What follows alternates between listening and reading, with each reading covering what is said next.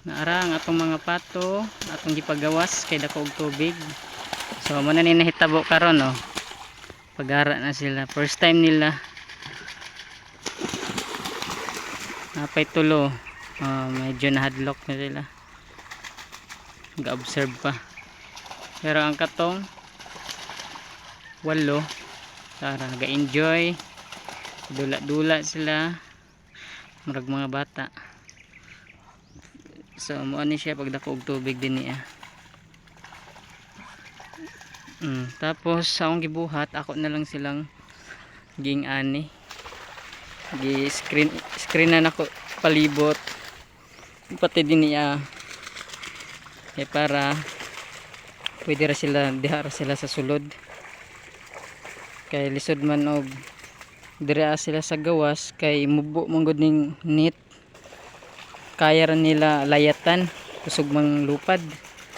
So kailangan nani siya i-doble, mas taas pa nga net. So puhunan ako ni siya doblehan para habog ang net, di sila basta-basta makalayat. Para anytime pwede sila dire. Sa karon ako sa silang gi-kwadrado, gi-kompleto na ako pag butang og net sa palibot para di sila kagawas din niya.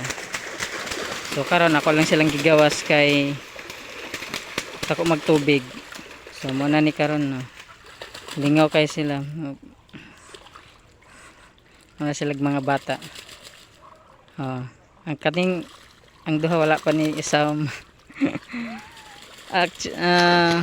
Actually guys, ang atong mga pato no nag-start na sila itlog gahapon. So akong nakita duha na kabuok. Tapos gain na pag-check nako na nadungag nga upat. So bali sa karon nga adlaw upat ang nangitlog, gahapon duha. So unom na ang itlog nila. So ugma ani mas madaghan pa niya lang itlog. Siya man ni kabae. So expected na ako lagpas sa tulo upat ang ilang maproduce pagkaugma.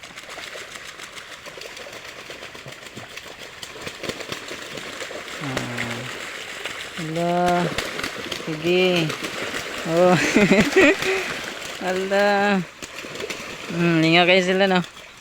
So at least pawala sa ilang ka-stress dito sa sulod kay medyo stress sila kay di man kayo ingon nga dako ang atong kulungan.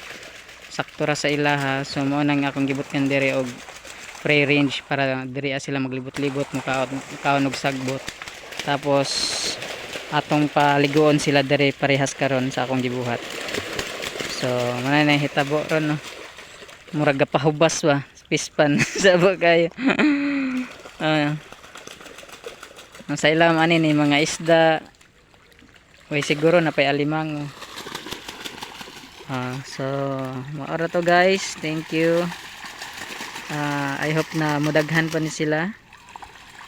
Daghan tay buhi nga pato aside sa mga manukan nato. So thank you. God bless you all. Bye bye.